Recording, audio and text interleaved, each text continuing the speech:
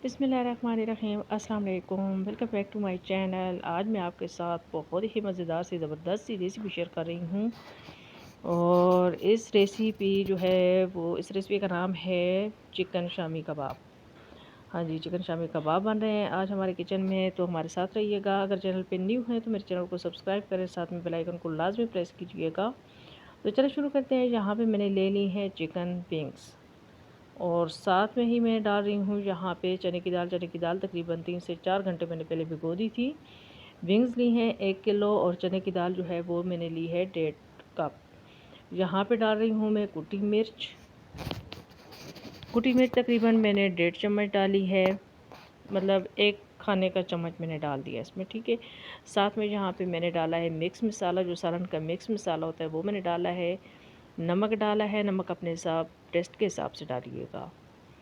हल्दी पाउडर मैंने डाल दिया है, तकरीबन हाफ़ टी स्पून मैंने डाला है। ये डाले हैं मैंने काली मिर्च साबित, ये भी तकरीबन 1 टीस्पून मैंने डाल दिया है। और यहाँ पे ज़ीरा पाउडर मैंने डाला है अभी। आप चाहे तो साबित ज़ीरा भी डाल सकते हैं, लेकिन मैंने जो ज़ीरा पाउडर डाला है। यहाँ पे अदरक लहसुन का पेस्ट भी मैं डाल दूँगी। अदरक लहसुन का पेस्ट भी अगर आपके पास ना हो तो आप साबित डाल दें। मेरे पास पेस्ट था तो मैंने पेस्ट ही डाल दिया है। और यहाँ पे मैंने डाल दिया है पानी भी, इसमें मैंने डाल दिया है। और साथ में डाल दूँगी यहाँ पे प्याज मैंने डाले हैं तकरीबन 3 जो है वो मैंने प्याज डाले हैं दरमियाने साइज़ के।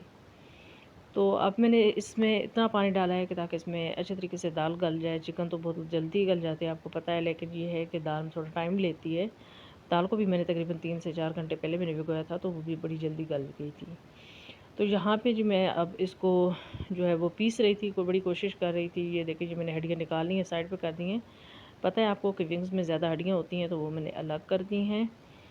और यहाँ पे मैंने पहले ग्राइंडर में मैंने कोशिश की, लेकिन ग्राइंडर में मुझे मज़ा नहीं आया, तो फिर मैंने लंगड़ी में शुरू हो गई। तो लंगड़ी में बड़े आसानी से मैंने कर ली। और अब जो है ये देखें यहाँ पे बिल्कुल जो है वो पीस गया है कबाब का। ये देखें आप, पेस्ट अच्छी तरीके से तैयार हो गया है। और अब क्या करेंगे कि अब इसमें डाल देंगे अंडे। अंडे मैंने यहाँ पे 3 डाले हैं, ठीक है।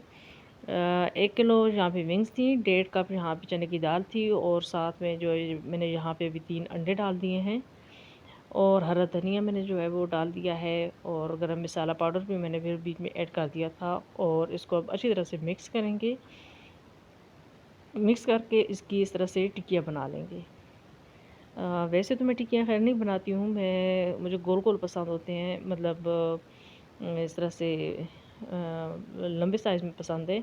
मेरे बच्चे बड़े शौक़ से खाते हैं, लेकिन इस दफ़ा जो है मैंने इस तरह के बना दिए थे, क्योंकि शामी कबाब जो है वो इसी शेप में अच्छे लगते हैं।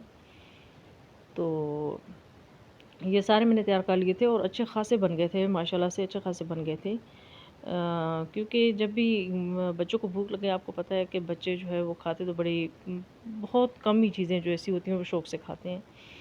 तो वैसे तो बच्चों की आजकल जो है वो डाइट बड़ी गंदी हुई होती है, लेकिन ये है कि ये मैंने बना के रख दिए थे।